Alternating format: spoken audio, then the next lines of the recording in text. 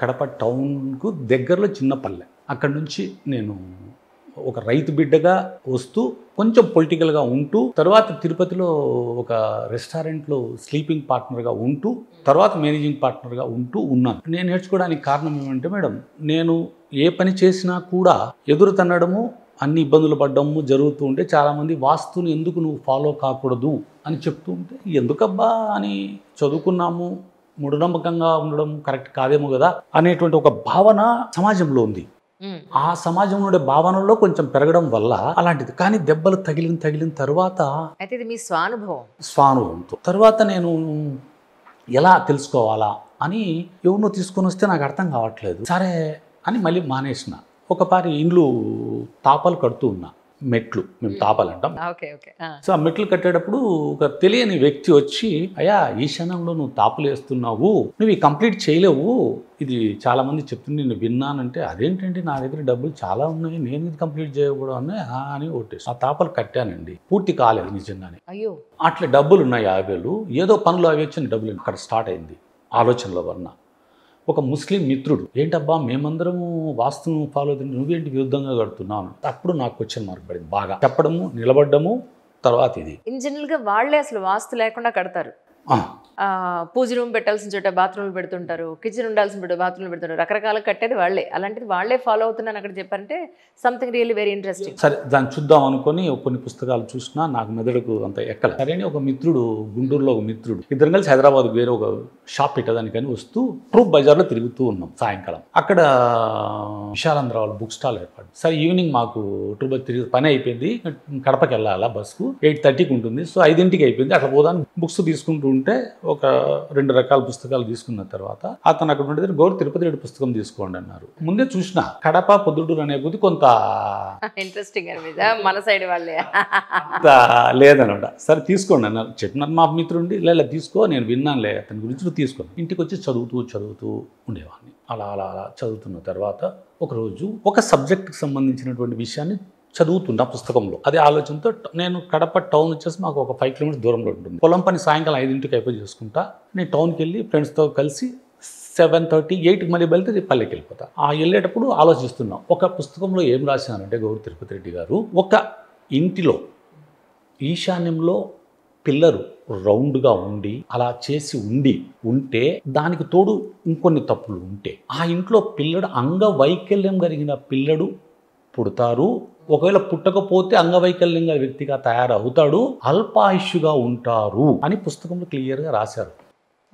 అది చదువుతున్నా, ఎట్లా ఉంటాయి ఆ ఇండ్లు ఎలా అని అది ఆలోచిస్తూ ఇంటికి వెళ్తున్నా. ఆల్ ఆఫ్ సడన్ నా సుజుకి వెహికల్కి ఒక పిల్లడు టక్కునట్లు అడ్డపడి హాహా నవ్వుతూ అడ్డపడినాడు.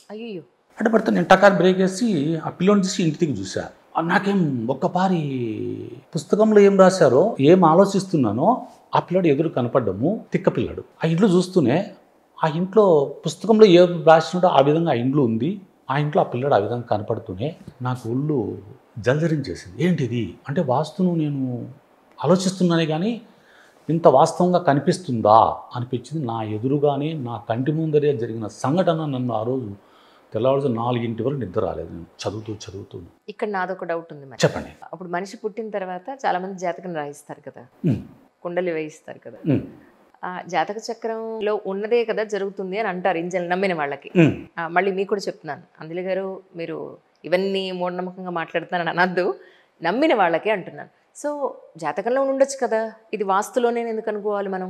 అలా మీరు మంచి మాలో ఒక మంచి క్వశ్చన్ మమ్మల్ని వేశారు. ఏ విధంగా అంటే జాతకము నిజమే, మేము కాదనట్లేదు. జాతకము, హస్త సాముద్రికము, సంఖ్యాశాస్త్రం ఇవన్నీ వాస్తవంగా ఉన్నాయి, కాదని చెప్పట్లేదు. వాస్తు ఉంది, 4 ఉన్నాయి. అయితే మీకు జన్మ కుండలి ప్రకారం కానీ జన్మ నక్షత్రం ప్రకారం కానీ పుట్టిన దాని ప్రకారము మీ జీవితం ఇలా ఉంటుంది, ఈ టైంలో ఇలా ఉంటుందని చెప్తుందే కానీ మీకు దాని రెమెడీ చెప్పదు.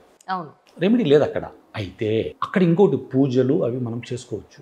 పూజ చేసుకోవాల్సిన అవసరం మనం ప్రతి సందర్భంలో మనం పూజలు చేసుకోవాలి, దేవుని ప్రార్థించాలా, అది ఇప్పుడు మంచి దాని కాదనట్లేదు. కానీ అక్కడ రెమెడీ లేదు. ఇవెందో మీకు హస్త సాముద్రికం, ఇలా వెళ్తే మీకు ఇలా ఉంటుంది, ఇలా వెళ్తే ఇలా ఉంటుందని. కానీ ఇక్కడ మార్పు చేసే వీలు లేదు.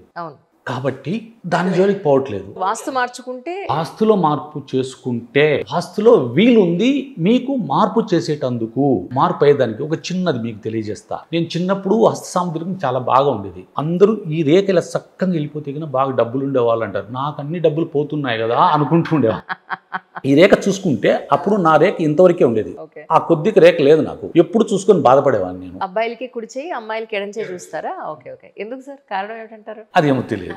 ఆ సబ్జెక్ట్ తెలుసుకునే ప్రయత్నం కూడా నేను ఎక్కువ చేయలేదు. కొంచెం నాకు రెమెడీ ఇక్కడ కనపడిందంటే దీని మీద ఎక్కువ మొగ్గు చూపించింది. ఇక్కడ రెమెడీ కనపడలేదు కాబట్టి మొగ్గు చూపించలేకపోయినా. ఎందుకు ఆ లైన్ నాకుందా? కనిపించట్లేదు నాకు ఇక్కడ. నాకు ఈ కొద్దిగా మళ్ళీ వచ్చింది, వచ్చి కలిసింది. నేనేం వాత పెట్టుకోవాలని నేనేం చేయలే. వాస్తు మార్పు చేసిన తర్వాత నాకెందుకు ఇడి వరకు నాకు ఒక కలర్ ఉంటుంది. ఈ నుంచి ఇడికి ఆ రోంత పెరిగినది మాత్రం కలర్ ఉండదు నాకు. మధ్యలో ఒక చిన్న బ్రేక్ వచ్చినా అది కంటిన్యూ అయింది మళ్ళీ. నేనే ఏ విధంగా పూర్తిగా నమ్ముతానంటే నాకు చిన్నప్పటి నుంచి చూసుకుంటే అలవాటు, బాగా అలవాటు. నాకు లేదని బాధపడేవాడిని. ఎందుకు ఏ పని చేసినా నష్టపోయేవాడిని కాబట్టి. అలా దీనికి ఇలా ఇది కూడా మారుస్తే ఇక్కడ కూడా మారుతుంది అనేది నేనే ఒక ఉదాహరణ. అర్థమైంది. ఇప్పుడు ఇంతకీ మెట్లు ఏం చేశారు? ఫైనల్ గా ఆ ప్లేస్ లో మెట్లు తీసేసారా? ఆ మెట్లు తీసేసానండి. అయితే ఇంకొకటి ఏంటంటే ఆ మెట్లు ఉంటే ఆ ఇంటిలో పిల్లలకు కంటి సమస్యలు వస్తాయి. నా బాబుకు కంటిలో చిన్న సమస్య ఉంది. అయ్యో నిజం.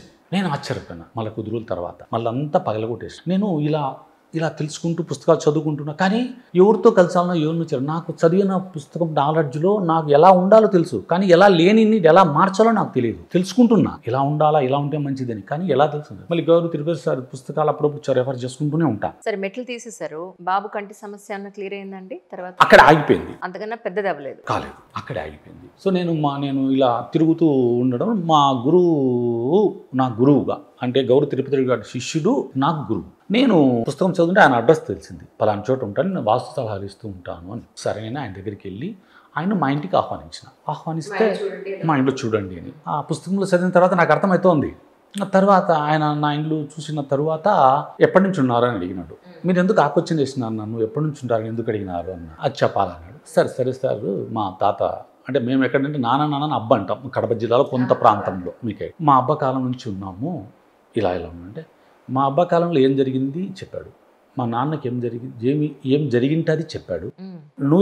నేను ఎలా ఉండేది కొంతవరకు చెప్పినాడు. అయితే ఇంకొకటి అన్నాడు, నాకు మా మిస్సెస్కు తెలిసిన విషయం మా అమ్మకు తెలియదు, ఇంకెవరు లేరు, నాకు ఓన్లీ మేమే. ఆయన మీకు చెప్పుంటారు. నాకు చెప్పిన విషయం, మా ఇద్దరి మధ్యన తెలిసిన విషయం. నాకు అర్థం కాలేదు. ఇది ఎలా చెప్పగలిగినాడు, మిగతా ఏంటో ఓకే, అది ఎలా చెప్పగలిగినాడు అని ఆలోచించి ఏం అంటే దాని విషయం ఏంటంటే అండి, ఇంటి ఈశాన్య లోపాలు ఇలా ఉండడం వల్ల పుత్ర సంతానము లోపిస్తుంది. పుట్టిక ముందు కానీ పుట్టిన సంవత్సరం లోపల కానీ చనిపోతారు. ఆయన అదే చెప్పాడు. నీకు ఒక మగ సంతానము లాస్ అయినావు, అది ఎలా అంటే పుట్టక ముందు కానీ పుట్టిన తర్వాత కానీ అని. నిజం. నాకు మా మిస్సెస్ తప్ప ఇంకెవరికి తెలియదు. అది ఆయన చెప్పే కొద్దీ ఇంకా నేనేమి వేరే ఆలోచించలేను. దానికి కారణం ఏంటంటే మేము పొలం వ్యవసాయదారుని. నేను మా మిస్సెస్ పొలంలోకి వెళ్ళాను. నేను నీళ్లు కడుతున్న పొలానికి ఆమె గడ్డికి వస్తుంది, ఎనుముకి పాము కరిచింది. అయ్యో. ఆ టైంలో 3 నెలల ప్రెగ్నెన్సీ. అయ్యో. డాక్టర్ దగ్గరికి పోతే 4 రోజులకు ఒక 10 రోజులకు రికవరీ చేసినట్టు. రికవరీ చేసి మనం పవర్ఫుల్ ఇంజెక్షన్ వాడినామండి. సో మీకు ఇట్లా వాడడం వల్ల లోపల బేబీ ఎవరైతే ఉంటారో అదే మగ కానీ ఆడ కానీ ఇదే అవుతుంది, మీరు అబార్షన్ చేయడం బెస్ట్. నేను ఇమ్మీడియట్గా ఒక 20 డేస్లో అబార్షన్ చేసుకుని అన్నీ అయిపోయినాక మగపిల్లాడు లాస్ అయ్యాడండి అని చెప్పారు. మా అమ్మకు చెప్పలేదు, ఎవరికి చెప్పలేదు. అది మీ ఇద్దరి మధ్య ఉండిపోయింది. మా ఇద్దరి మధ్య అది ఆయన తీసుకొచ్చి నాకు చెప్పాడు. అలాగే నేను కడపలో వీడియో గేమ్స్ కొన్ని చిన్న షాపు అట్లా పెట్టుకొని చేసుకునేటప్పుడు అంటే కొందరికి వాస్తు లేకున్నా కూడా గొప్ప ఆస్తి కూడబడిపోతూనే ఉంటుంది. అందరూ అంటారు, ఏందబ్బా వాస్తు అంటుంటారు మీరు, మరి ఇలా ఉందే, మరి మీ వాస్తులో ఏంటి అంటారు. దానికి ఒక కారణం ఉంటుంది. అంటే మీ పూర్వజన్మ సుకృతం ఉంటుంది. అక్కడ మీరు బ్యాంక్ బ్యాలెన్స్ కానీ మీ సుకృతాన్ని కూడబెట్టుకొని ఇక్కడికి వస్తారు.